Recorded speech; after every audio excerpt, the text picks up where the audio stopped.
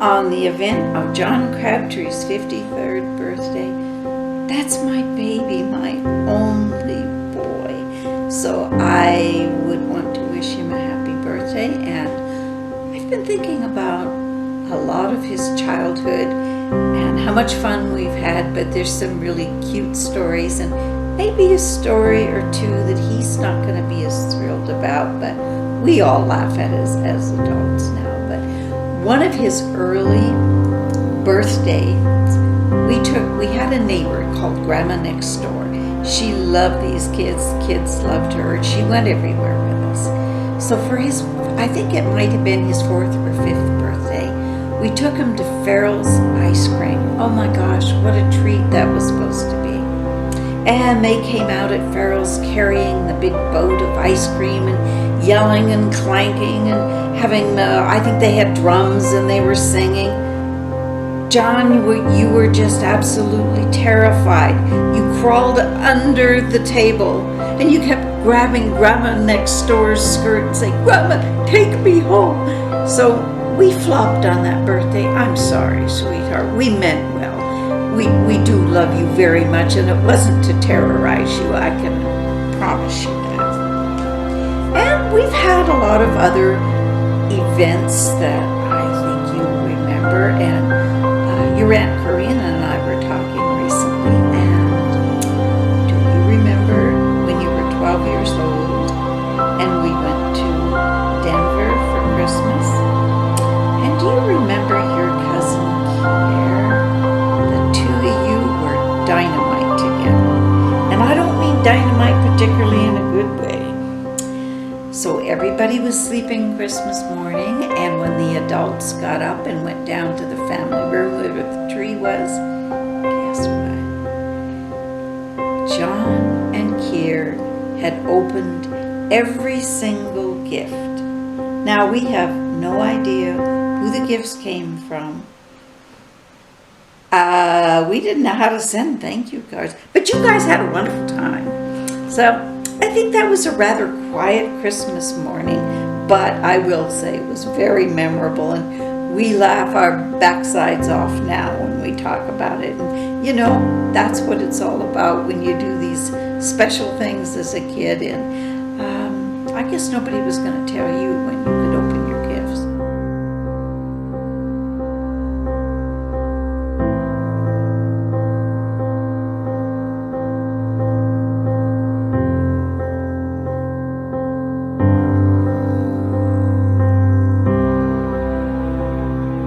Question to me is when I have felt the most proud of John. And I have to tell you, I've had this pride since he was born. I'm just always this sense of you're going to burst open with pride. But there's a lot of little things that have made me proud. I am so proud of his kind heart. I see him with animals, and it just makes you melt. It just says what's pure and what's inside him. Yes, I've been terribly proud when he had his children. Well, I was proud of his wedding. I love his wife, and that made us very proud. And then they presented us with 2 fabulous grandchildren. Yes, that made me proud. But I think that I have a pride for John that every day I can say I admire the man he has become. I admire his heart. There's just nobody who has such a big heart as he does. And he loves everybody. He forgives everybody.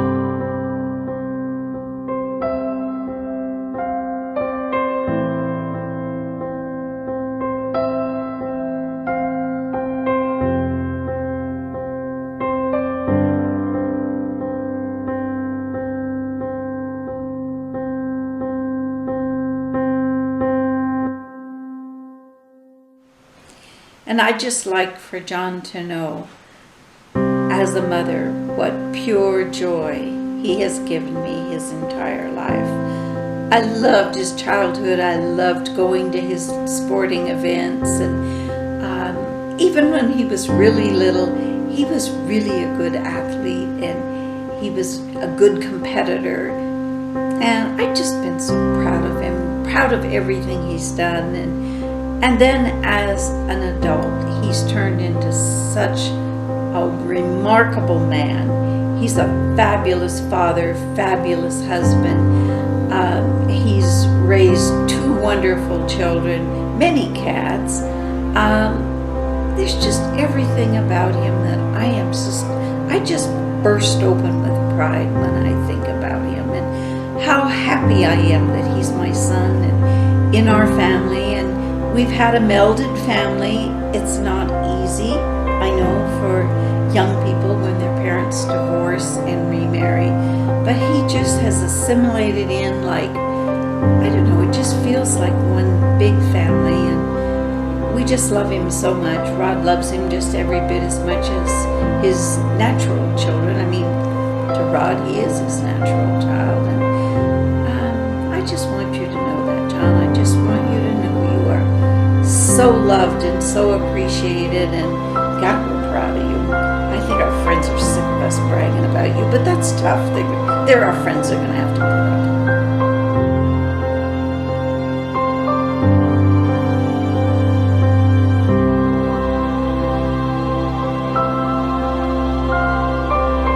Question is, if I were to find out that I was going to be passing away quite soon, what would I want John to know? Well, first of all, I think, and I hope he knows, but I would want him to know, he has just been, all 3 of my children have been the light of my life. I love you all so very much.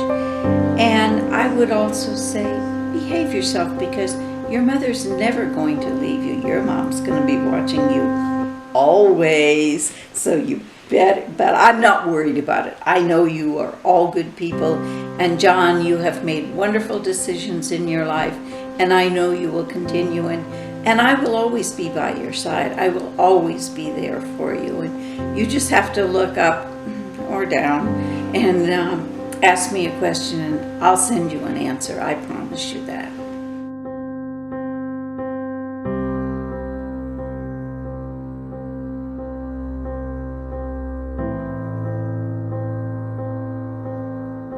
Now, the last question was, what would I want to convey to you if I found out that you were going to be passing away? Well, first of all, my heart would be so completely broken I could never get over it, and I'd probably be following right behind you, because I can't imagine life without you.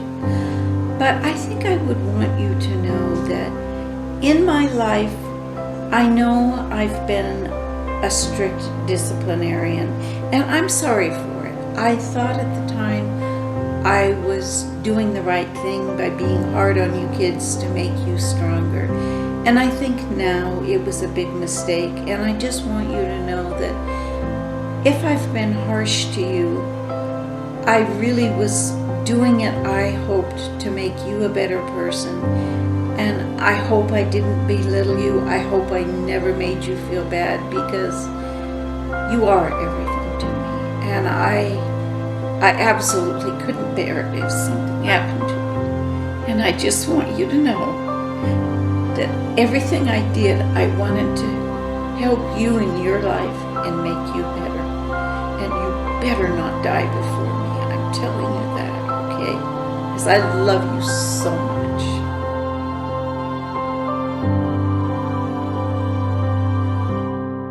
Trying to remember back to when John and I first met. It was when Jan and I were dating, actually. We hadn't even gotten married yet, but there was this nice young man there, and same age as my 2 boys. We got them together fairly soon. They seemed to really enjoy each other, but John was always very friendly, bubbly type thing, and very good, as far as responsive to me and expressive to me, which I liked. He was not standoffish at all.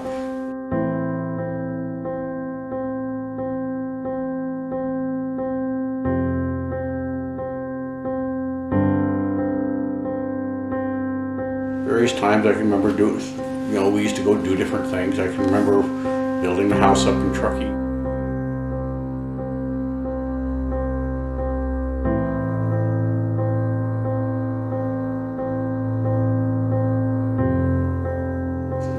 big toboggan run alongside the house we had there, and they were out there, seemed like days on end, and they really loved it, but they came in, and I think he really enjoyed his time up in Truckee. I know I sure enjoyed having him there. We always had fun together and did things.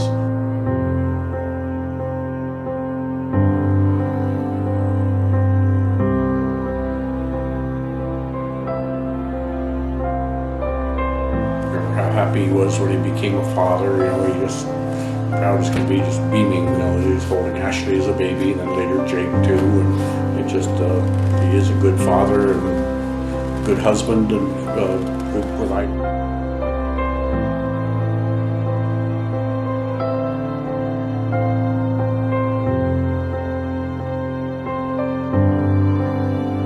Always very much enjoyed his company and his expressiveness. He's not like a lot of guys. He's not reluctant. I should say, unlike a lot of guys, he's not reluctant to express his feelings for you, to say, tell you he loves you, to tell you, good things. And I very much feel the same way about him. I love him and I'm proud of him.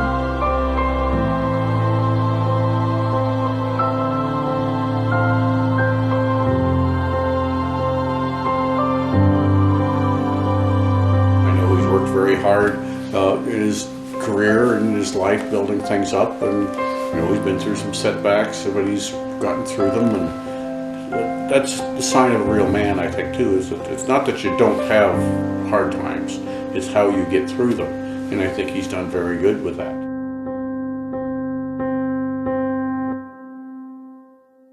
I just think he's done a really good job, and I love him very much, and I'm very glad that he's in my life.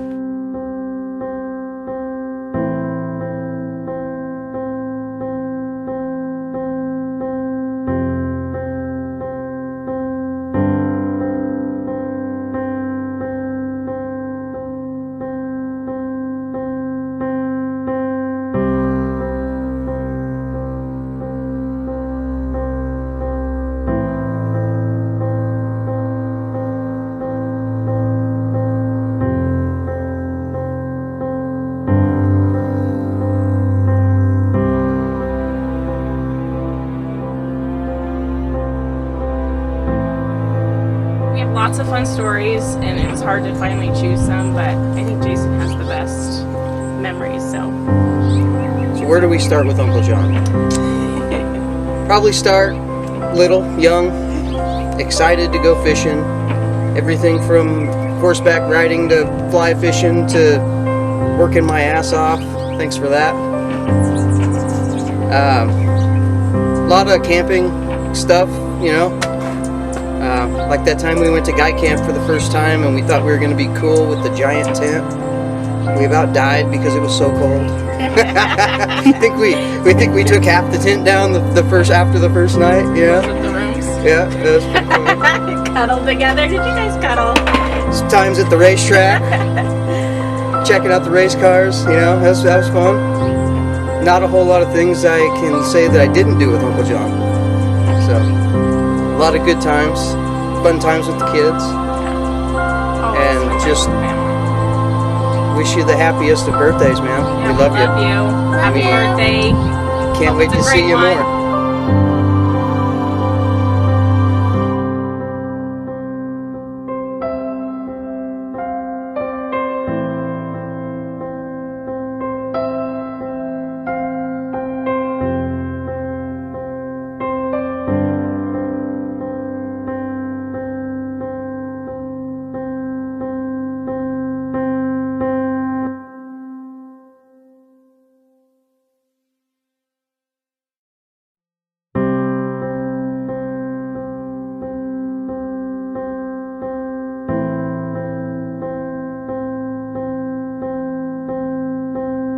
So we love you, man, and happy birthday. This one's for you.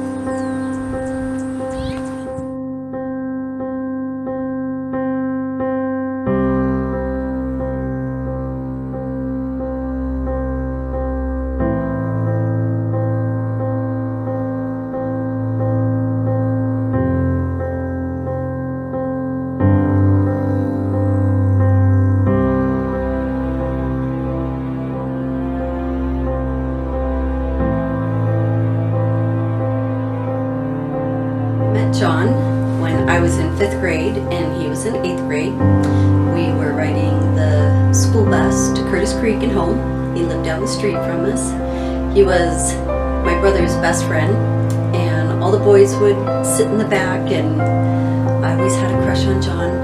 And one day I decided I'm gonna go sit in the back of the bus with them. My brother's all, "Get out of here! Go sit back up there!" And John's all, "Gosh, you're so mean to your sister." He goes, "Man, come here, Renee." And he scooted over. He goes, "Come sit next to me." He goes, "Man, if that was my little sister, I'd be so much nicer to her." And I was like, "I love you. I'm gonna marry you one day."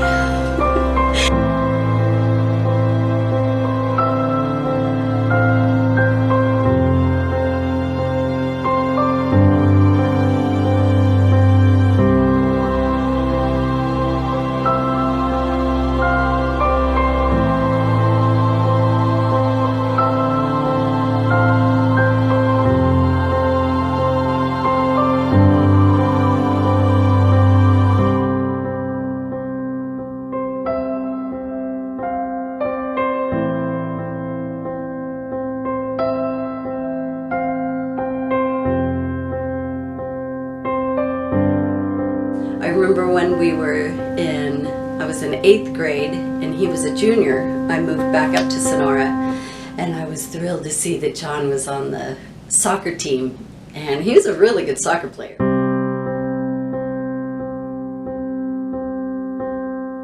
I always liked playing soccer against John because it was funny because John's like, "Man, she's really aggressive, goes after the bigger player." No, I just went after you, just so I could be next to you.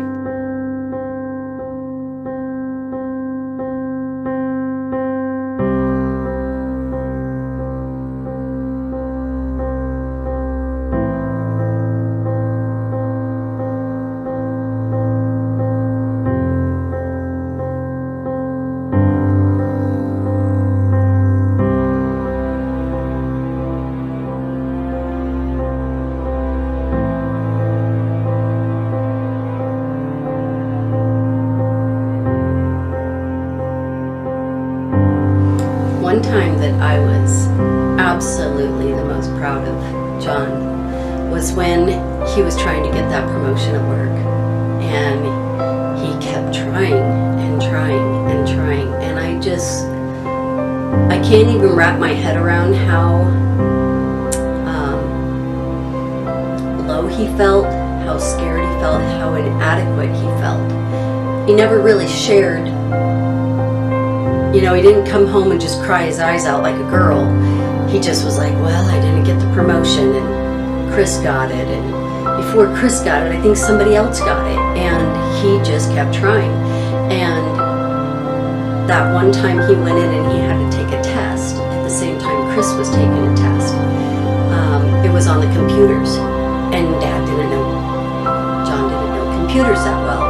And so he came home and he goes, "It was so humiliating. It took me like 3 hours to take the test, and Chris was done in like a half an hour." And because that's why I didn't get the job. And it didn't make him stop trying for that position. Here Chris left getting a better position, and that position came up again. And Dad just sucked it up and went in and tried again. And what was so funny is that once he got the job, he realized that Dave didn't know anything about computers, and that's why he needed somebody strong in computers like Chris. So it's not that Dad was so inadequate compared to Dave. He was just as unknowledgeable, probably more knowledgeable than Dave was about computers. So it's, I was just so proud of him that he never stopped pursuing getting promoted and bringing our family to the level of income that we're at now. I mean, he really, really did have to dig deep, and really never shared with me how low he felt. He just kept it together and just kept getting through.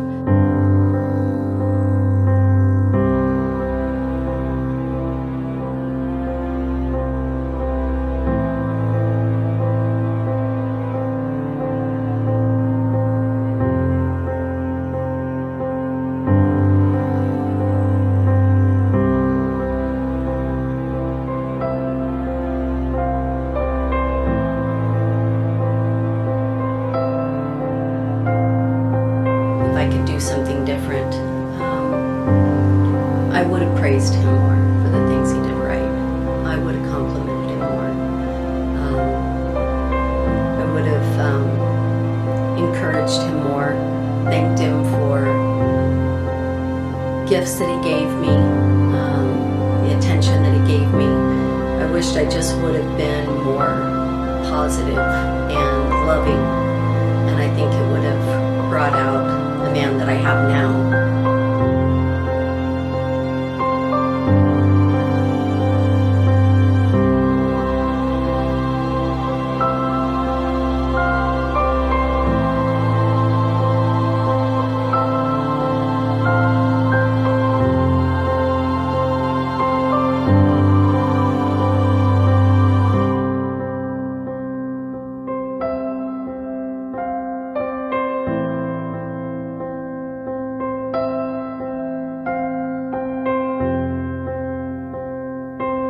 I can't say it without crying. It's okay.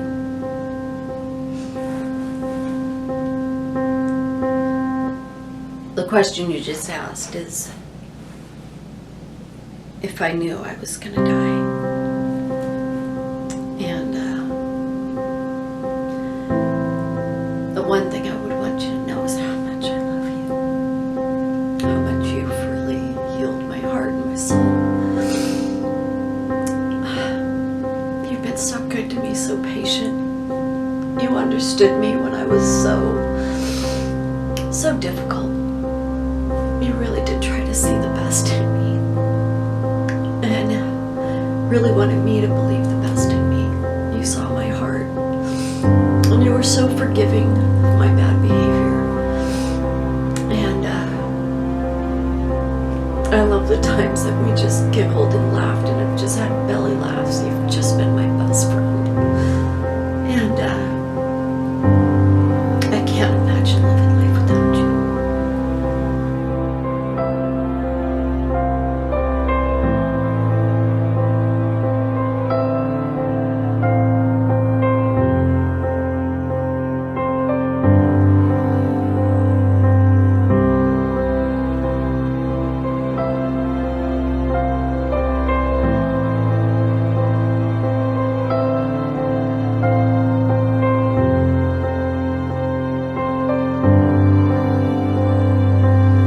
The question was if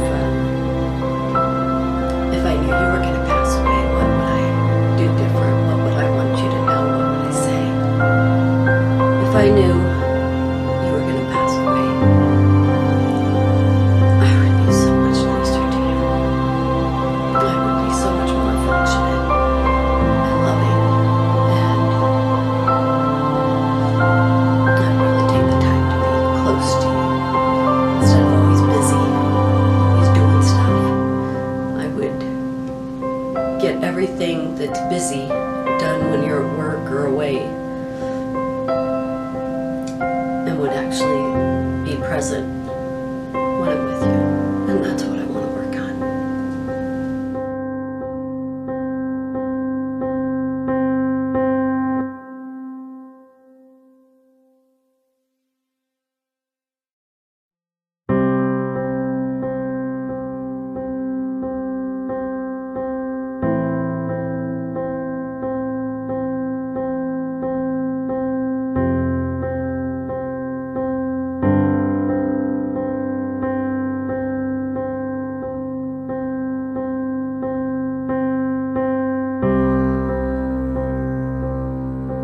One of my favorite memories of John is he's always been really kind. Like, we had a neighbor next door to us named Tammy and Barry, and she was 40 years old and she was mentally challenged, and he loved her as much as I did, and he always had a kind heart that he always stuck up for people that were different or not as popular, not as good looking, or, you know, he's always had a really kind heart to not make people feel worse than what they already feel. He's really a cheerleader type of personality that makes you feel better about yourself, and I've always really loved that about him. He's always had a really kind heart.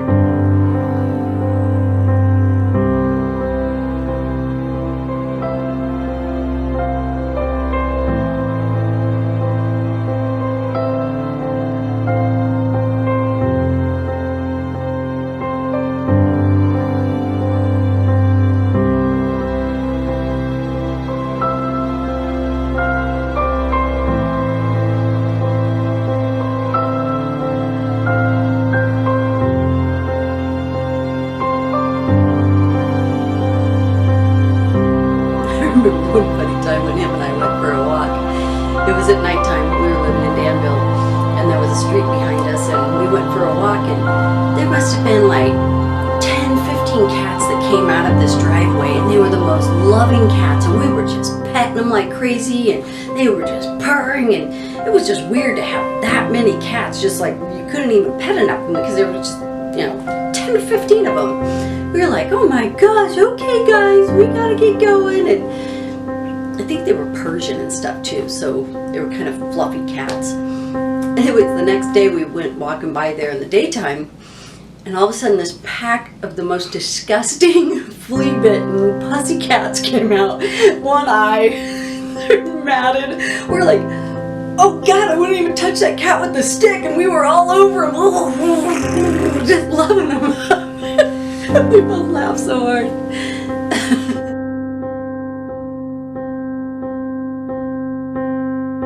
I remember one time John and I went to the Bammies. I can't remember who was playing, but anyways, we went to the Bammies, and I was gonna wear these high heel boots, and I went, I bet I wouldn't last 5 minutes in these boots, so I'm so glad I wouldn't change my shoes. Well, John dressed really nice, so he had these nice pointed shoes, and his stupid little car, his little Dasher, broke down on the way home, like it must have been 1, maybe 2 o'clock in the morning, right outside of Danville, like almost to Concord. We were 5 miles away from the house. And so John's like, well, who are you gonna call? Wake up, my sister that lived all the way in Livermore, and have her come down and pick us up. We'll just walk home. So there was a bike trail. So we just walked this whole entire way till like 6 o'clock in the morning. We walked for like 4 or 5 hours to finally get home. So there was no way it was just 5 miles. We were probably more like 15 miles. Anyways, we were walking and we're seeing bicycles in people's backyards. We could steal that. We could come back tomorrow and give back their bike. And poor John, his feet were absolutely killing him. But anyways, we ended up walking the whole entire way home. And then finally got home just in time to go for breakfast and then just sleep the whole next day. But I remember that being actually a fun time where it was just at nighttime, you're walking, you have nothing else to do but just talk and look at all the scenery, and that was actually a really fun night.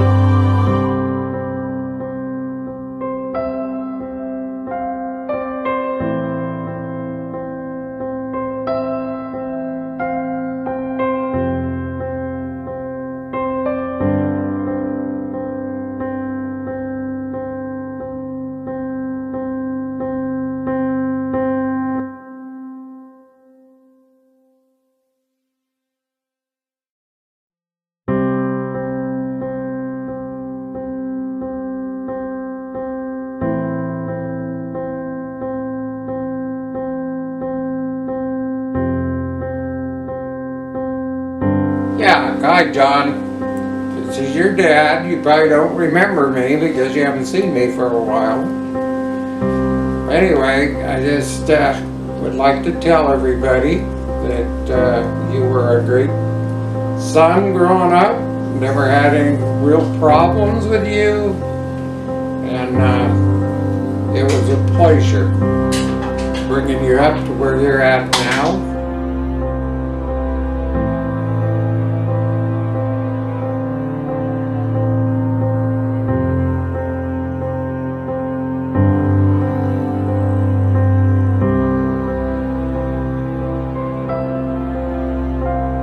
Yeah, John was a good teenager, and also got a lot of good memories with him. We used to go camping up at what we call Guy Camp at Camp Obsidia over the Sonora Pass. I'll never forget the time he and I and his cousin, I guess, Jason, my other grandson, we were all sitting around a fire, and my friend and their friend Ron Cunningham was sitting there. Well, Ron seemed to drink a little too much beer that night. The three of us was sitting around there, and Ron had his feet up by the fire, and we were sitting there having a little evening beer, and watching Ron's shoes melt. We figured his feet were cold, so we never said anything. And well, the end of the story is he got a little upset with us when his shoes melted. Anyway, John and all of us had a pretty good time. They used to, one time they brought a keg of beer up and thought, gee, I guess that was gonna last the whole camp, and I think we drank it in 2 nights. But fishing, the guy loves to fish. He and Jason would leave and we'd fix dinner, and they're the only ones I know around camp that always ate in the dark. They didn't know when to come back from fishing. They'd fish all day, all night, if we didn't yell at them, and just always had a good time.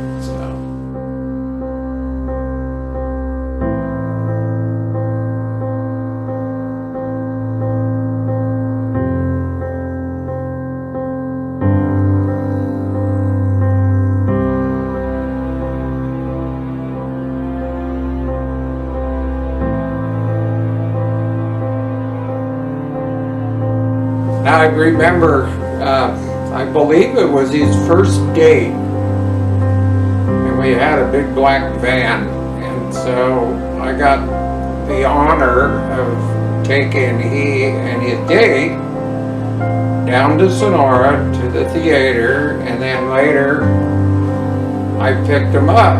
Well, I didn't want him to feel out of place, so I don't know if he remembers, but I decided to get in the parade with the rest of the kids and turn the music up real loud and slouch down in the seat and cruise the parking lot. But I couldn't find John or his date in the mirror. I think they all laid down on the floor or something.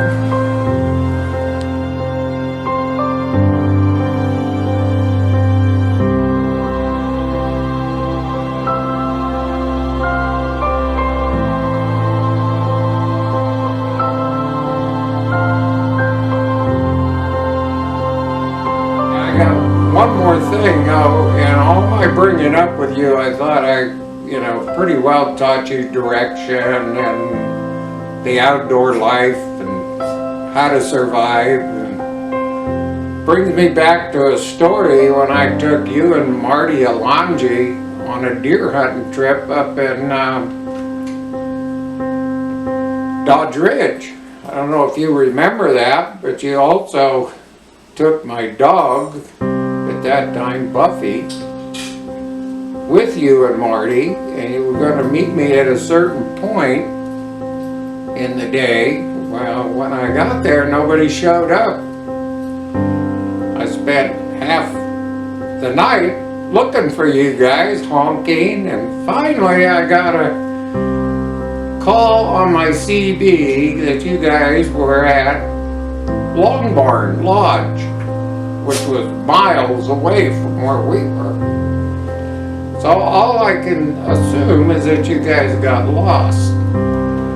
But I'm glad you found your way to civilization. The only thing I was a little upset about was I heard you tried to fight my dog for some macaroni that some camper had thrown out on the ground, and the dog was eating it. So, other than that though, I think you and Marty both learned something, and then also my dog wouldn't go with you anymore. So.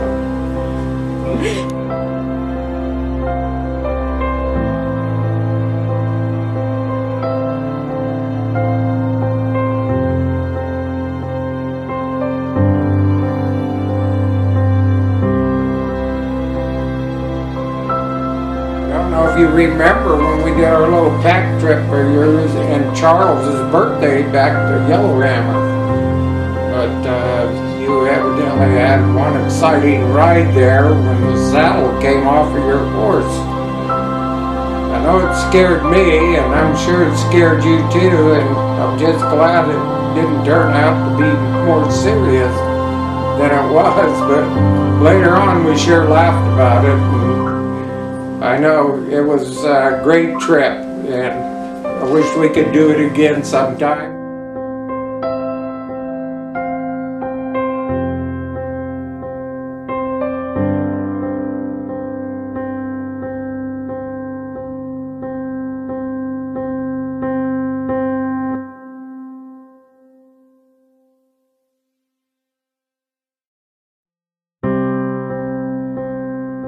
I remember that he used to have friends come over and they'd spend all day out on our front lawn playing a hacky sack. And when everybody'd leave, I used to sneak out there and try to hit that little thing, and I don't know how they did it. But I know he really worked at everything that he wanted to do, and I've always been proud of him.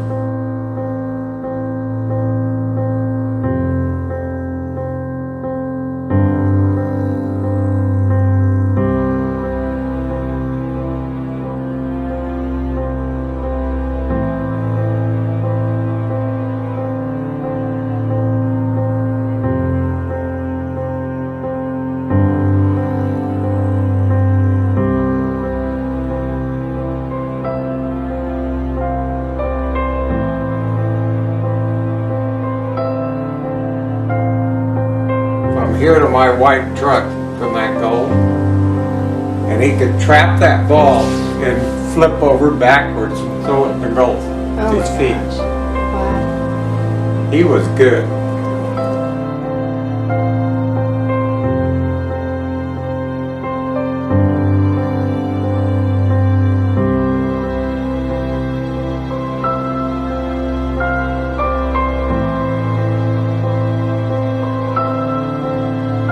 Yeah, I think, John, all in all, you know, I'm really proud to be your dad, and I was really happy when you finally decided that being self-employed was not your way, and that you started working where you're at now.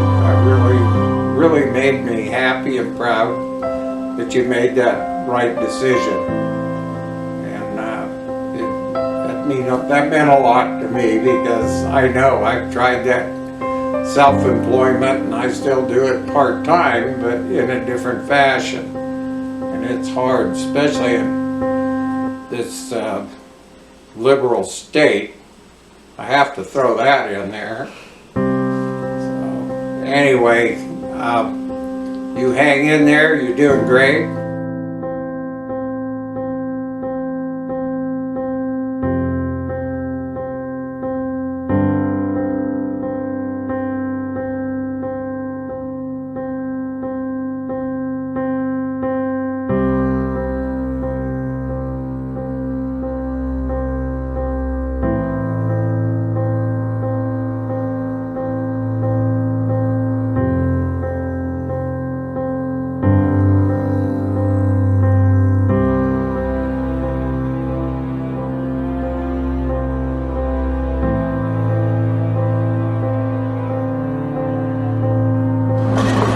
So fondest memories, I would say that every night at the race car shop is always a fond memory with John, and traveling to Trophy Cup and sharing a hotel and sleeping with him in the same bed was probably my most memorable moment with John.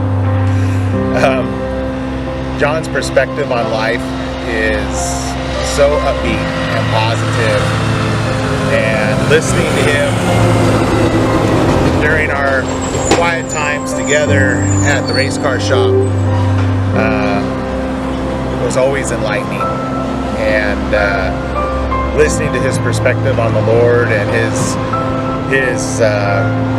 ability to preach a little bit without preaching, so to speak, get you thinking, was always appreciated around me when he would do that. So as far as my most fond memory would be spending just private time with John alone in the race car shop.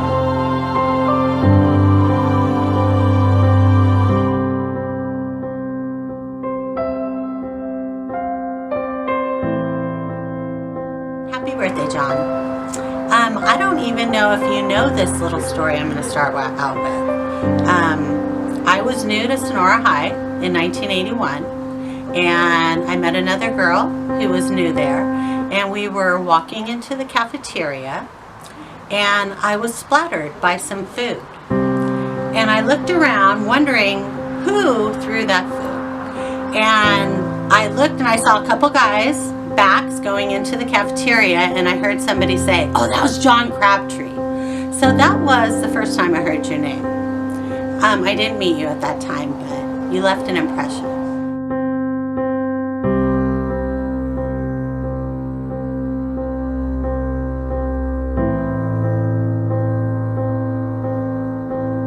You are a big cheerleader. Like, you pump me up all the time. I know you're full of bullshit when you say I look good and you look beautiful and oh, Catherine, you're great. Bullshit. I know it's bullshit, but I love that you do that. So you can just follow us around and we'll play our own theme music and you'll be our cheerleader because you are a very loving, caring, encouraging person.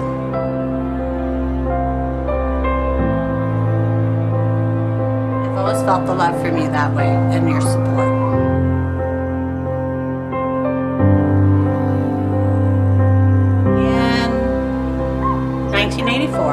John came to live with us at our apartment on Coffee Road, I think for like 2 weeks, John. And he was the neatest roommate we ever had. I would come home from school and John would be vacuuming the apartment or wiping down the counters, and I truly appreciate that about you too. So thank you, John, because I don't like cleaning and I'm really glad that you did. So thanks.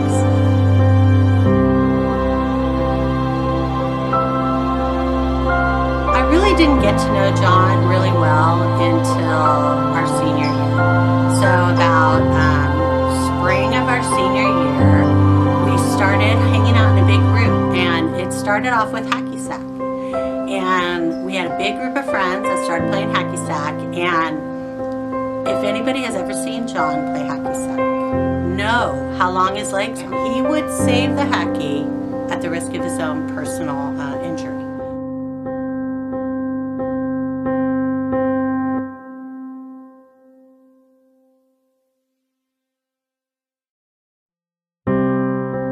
Else I appreciate about John, a common interest is Van Halen. So how many Van Halen concerts have we been to, John? Right? You know what I'm talking about. We love Sammy and David Lee Roth, right? Yes.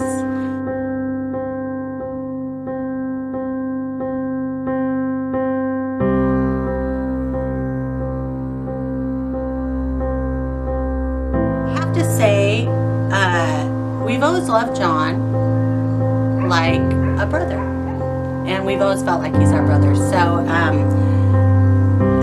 he's always felt like part of our family. And so when he got together with Renee, Aaron was kind of pissed at first because that's his little sister and that's his best friend, and he didn't want his best friend marrying his sister. So at first it was hard to accept, but it made you part of our family. And I think what's so cool is our kids have your blood. You guys, we are all part of the same family, and our kids call you uncle, and they love you. They love you as their uncle, and they think you're one of the most fun uncles.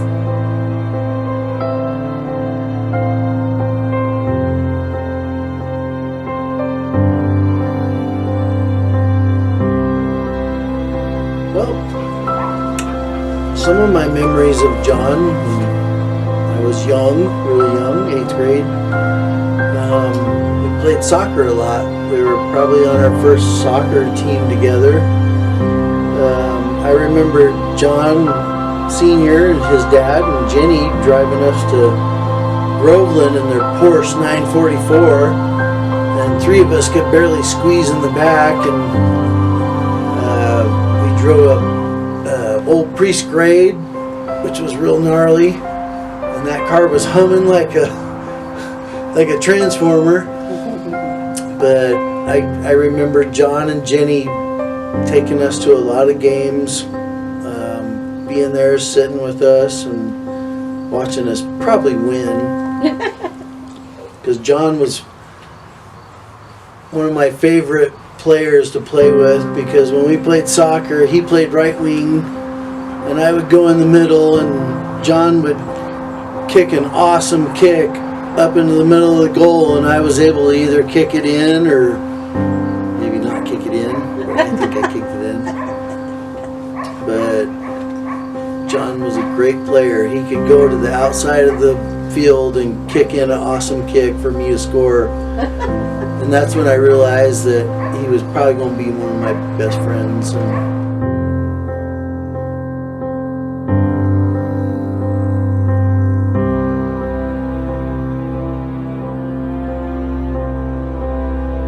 when we were kids, I went with him and his grandpa fishing one time out at the, gosh, I can't remember what river it was, out in Tuolumne. Jawbone. It was called Jawbone. And him and old Floyd Crabtree, which was an awesome guy, and John was kind of mean. John Sr. So we all started fishing, and we were catching a lot of fish, and I turned around and I looked, and all of a sudden John was floating in the river. He fell in trying to cast, and his grandpa yells over to me, "Hey Aaron, what are you using for bait? A crabtree." And it ain't working.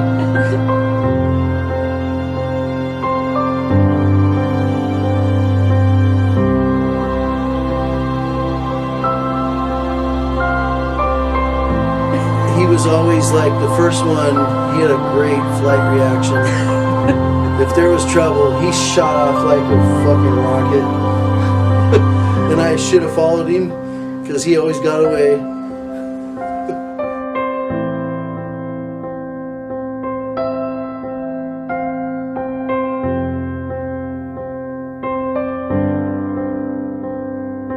And then he didn't really play a lot of sports in high school.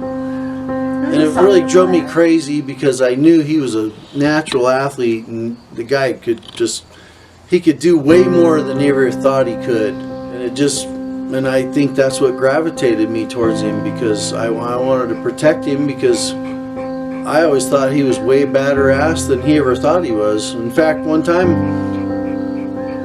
I saw a guy messing with him, poking at him, and he was such a good guy, he wouldn't fight back.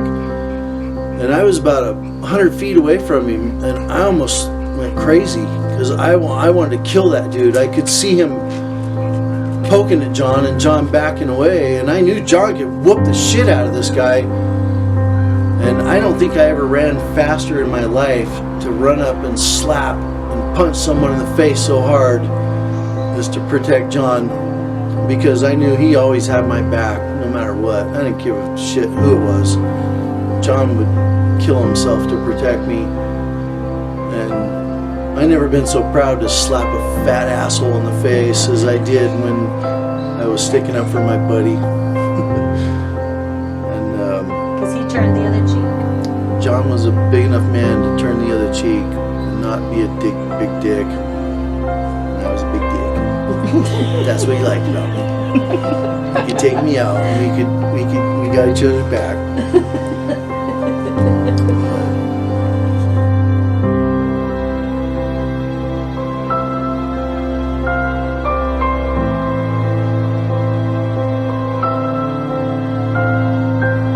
When we were in 8th grade, we used to fish all the time. We'd go down Sullivan's Creek and fish every little bit of it.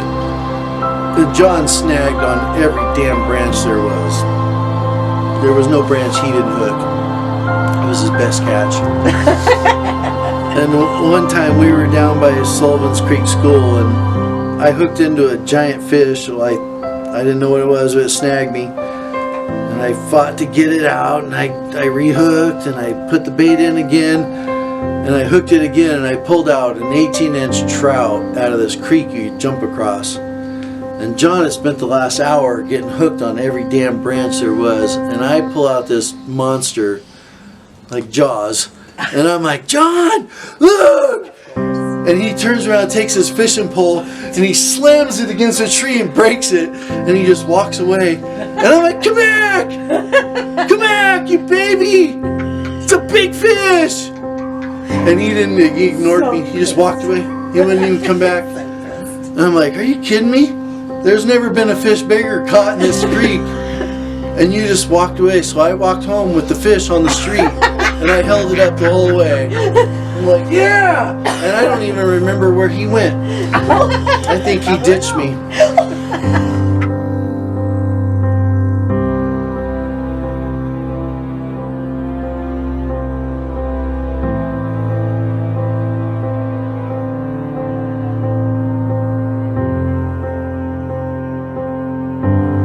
In his life that we felt like we need to back off. Okay. Because that's just John. That's how John is. Yeah. He like goes full fucking bore. And so He we goes- knew we had to back off. But it didn't matter how long. It didn't matter how long we went without talking to him. When we saw him again, he was just like the same guy we've always loved. And it is just like you just pick up right where you left it. There was a lot of years where we went through kind of a weird period and hanging out so much together and working together and relying on each other all the time. And then I just kind of had to let him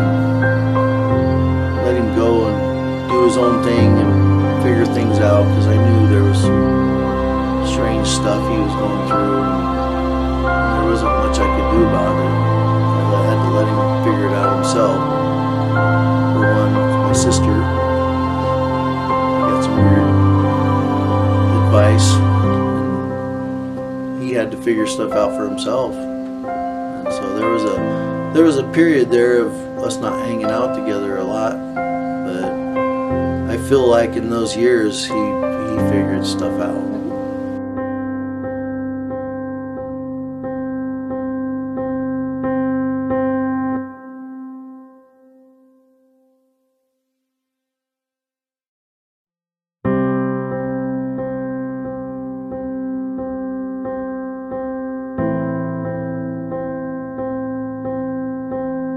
Him and I worked together a lot. I mean, he helped me with some big projects. He had no fucking idea what he was doing, but he was super smart. And he's a good And anything I ever told the guy, he picked up on immediately.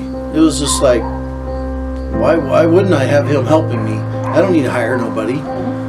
And you guys, Renee and John, went through a lot of hard years, and those were years where I was able to use him, and it benefited me, but it helped him out a lot too.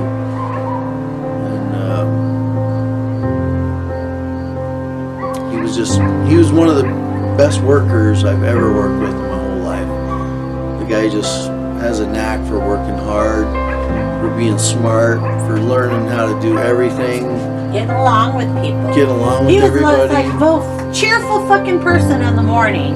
Yep. It almost was annoying. Oh my god. It was almost annoying because he was hyper and I was not He was that like, way. woo-woo. I was burned out in the morning. I wanted to relax and rest, and he's boing, boing, boing, boing, boing, boing, And he's boing, just boing. like,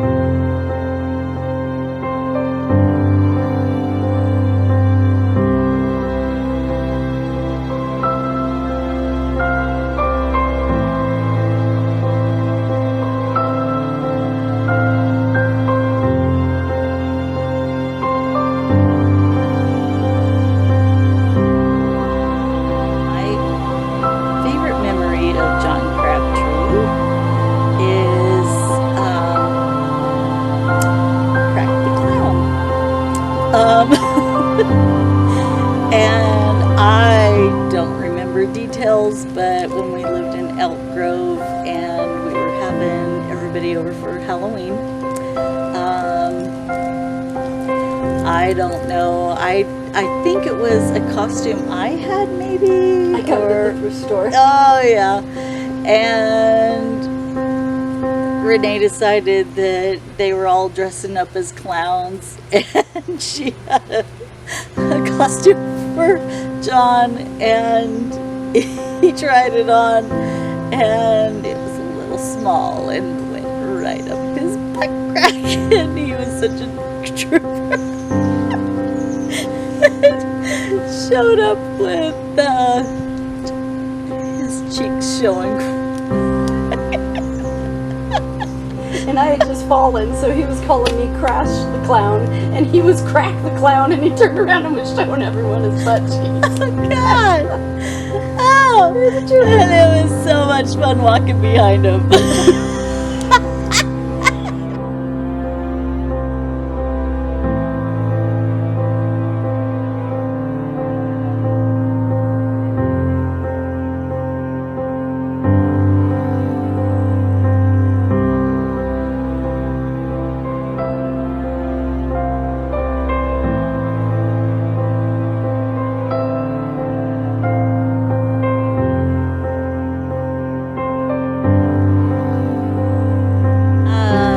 I just want to make sure I get in happy birthday, John. I love you very much. You've been a wonderful brother-in-law. You and my sister have been through thick and thin. I don't know anyone else who would have been able to put up with each other and get through all the ups and downs that you guys have. And the only thing I can say to that is that it's because she picked a husband that believed in Jesus Christ, and that's the key. And you guys just stuck it out and tried again, and I'll be forever grateful. And I love you, and thank you for being a good dad, a good husband, and a good brother-in-law, and we all love you and wish you a very happy birthday and many, many more.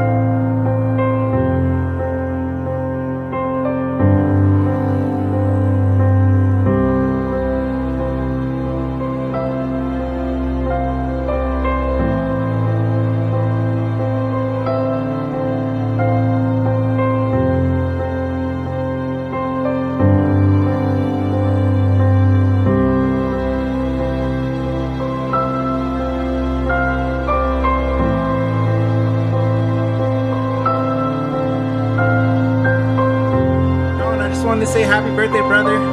You've definitely affected my life in a very positive way. I needed help, and you've helped me through everything. So I appreciate that about you, and I hope you have a wonderful day.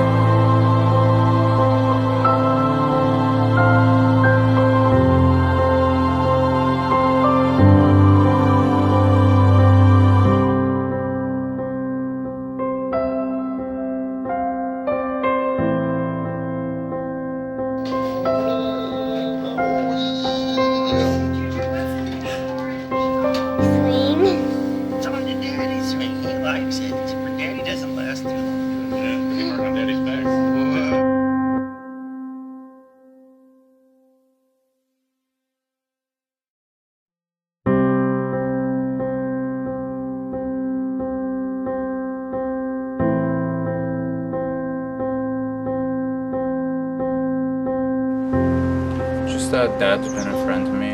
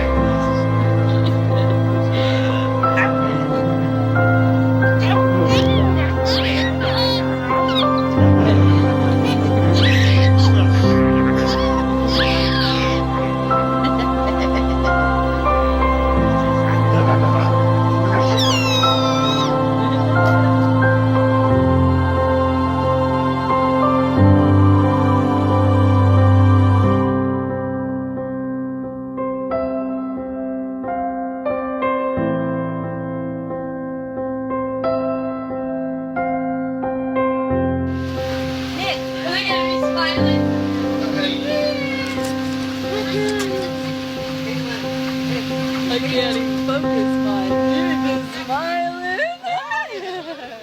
Yeah, it focuses on the neck. Yeah, I can't see him inside there.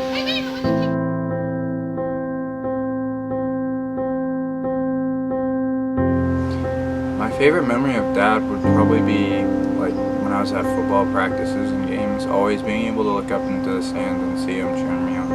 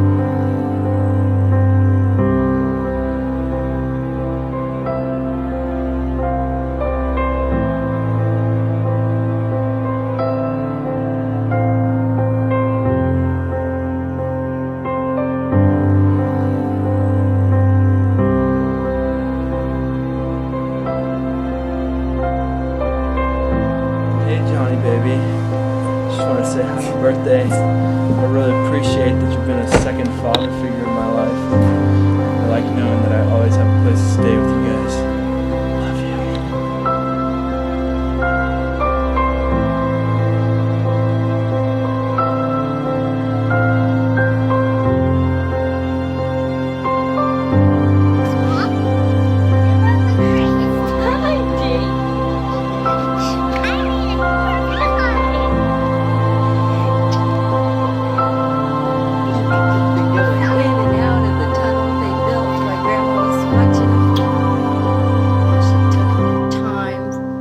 She worked on this thing for about 2 hours and just got it all perfected.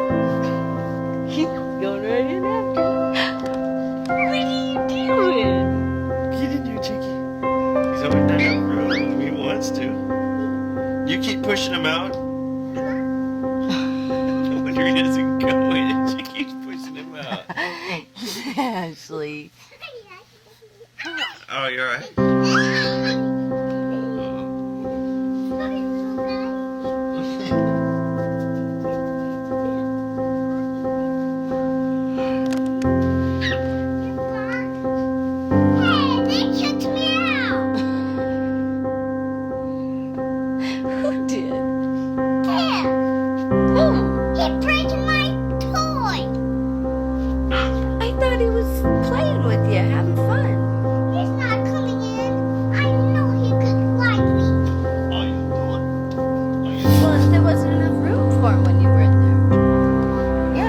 Open it up like that, Ashley. Maybe you can get in there.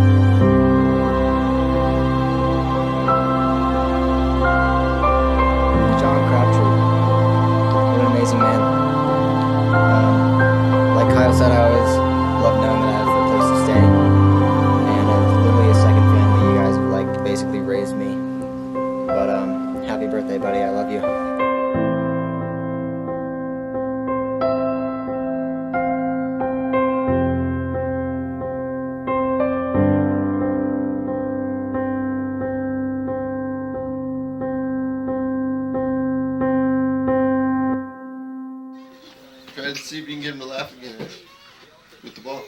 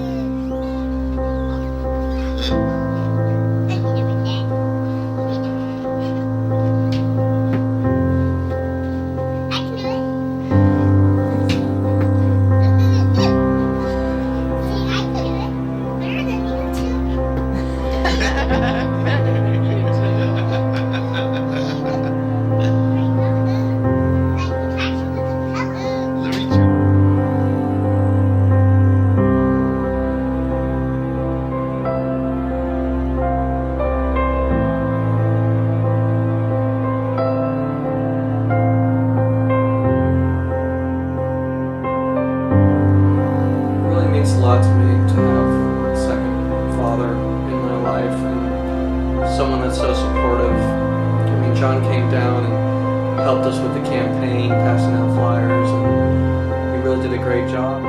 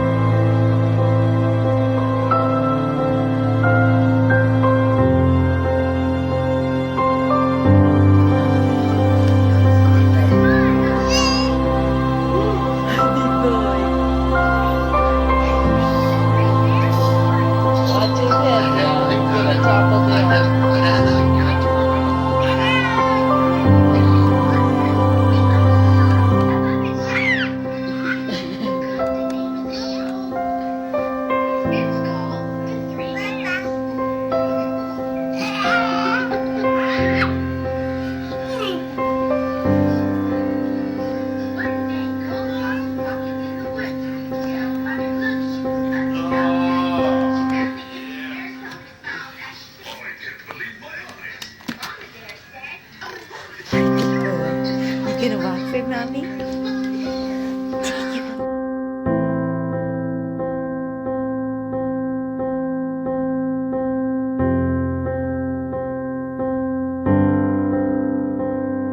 Appreciate how much John takes care of his entire family, including my wife.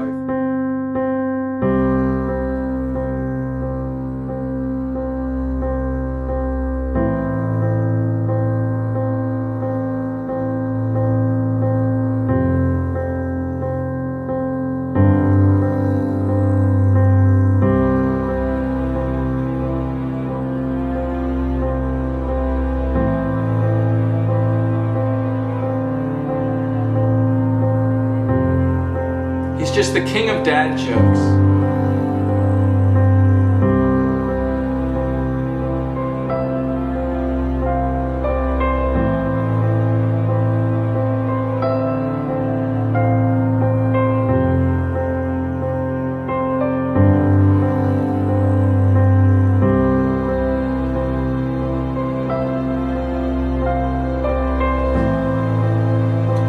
You know, John is hilarious, and he always makes me laugh every time we see each other.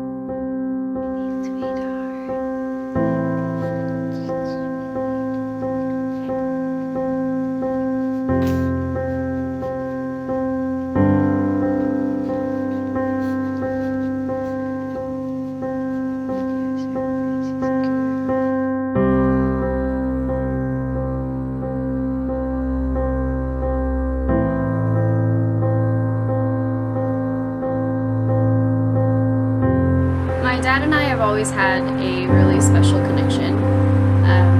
When I was first born, he was the first voice I heard, and my head just whipped around to make eye contact with him, and it just wouldn't leave him. And I think it's been like that really ever since. And I'll be 21 in 2 months, and I can say confidently that I've never had a moment in my life that I haven't thought that my dad was there for me. I know that no matter what's happening in my life, my dad is just a phone call away, and that I'm able to tell him anything, and that he'll never judge me, leave me. He'll never treat me any differently because he has such an unconditional love for me.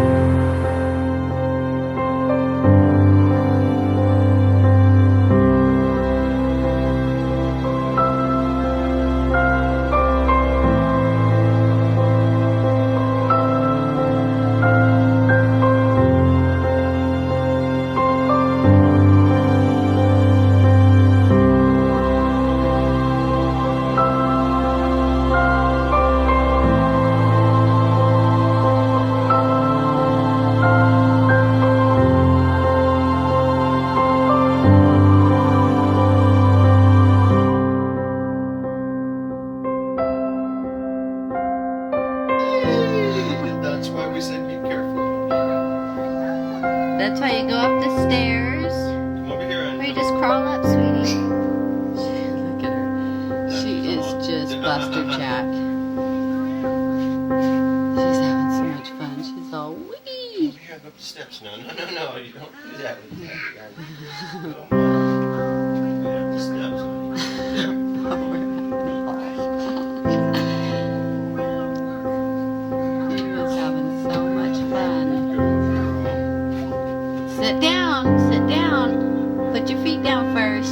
Good job.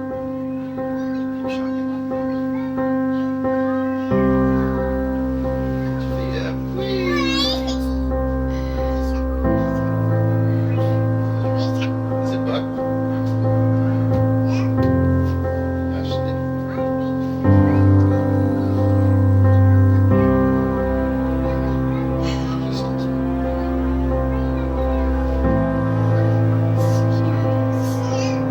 This is just perfect size for her.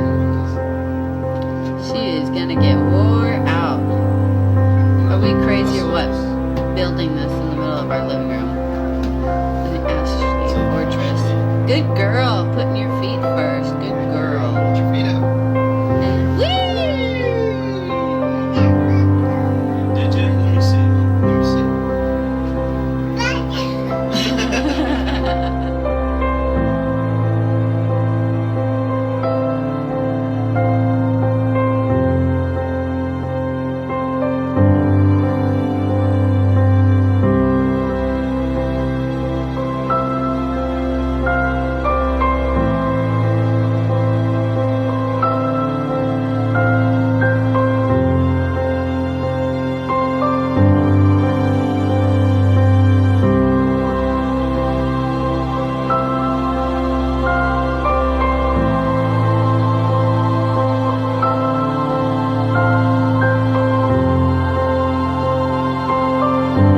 I'm so thankful that my dad was the type to crawl around on the floor and play with us. And some of my best memories are the quality time we've spent together.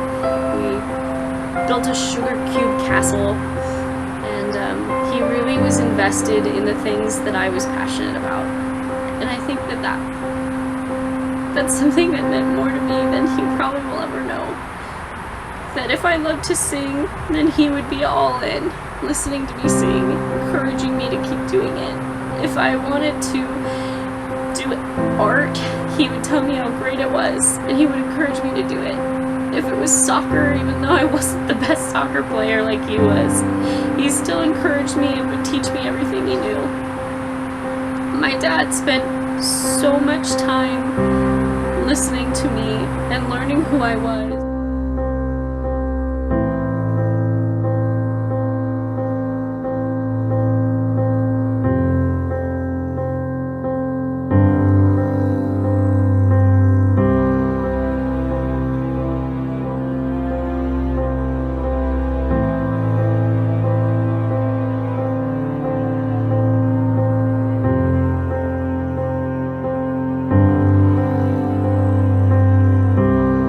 Ashley is sitting there all on her own doing somersaults. Do a somersault. She's doing a back somersault. Do a somersault, sweetie. Apart, together. Okay, roll. Get her in position to do a somersault. She did it all on her own 3 times.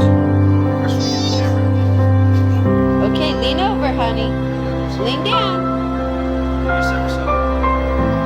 All on her own. She's doing that. Good job. All right. Doing gymnastics.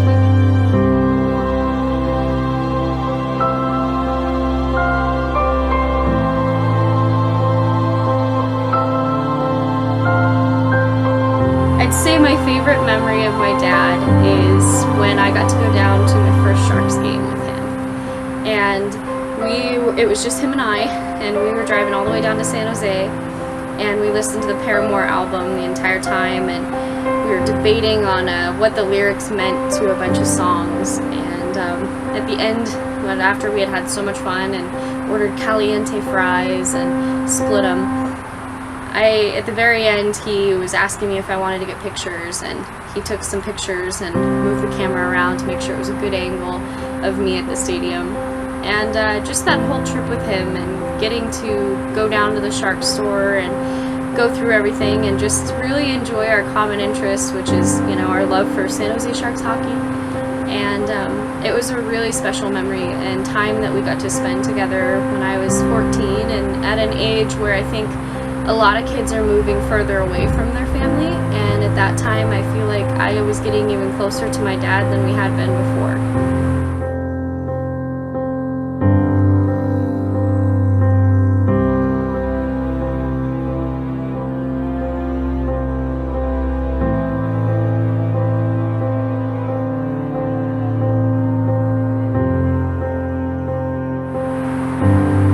If I found out that my dad was going to be passing away, I would want him to know that I'm so thankful for all of the times that he was there and that he was just such an incredible dad, and so many times that he was a shoulder to cry on, that he was somebody who went to every event, every soccer game I ever had, every function that ever existed, that he was there for. I would want him to know that I had absolutely nothing I would want to be different because of how it ended up and because of how close of a relationship we had.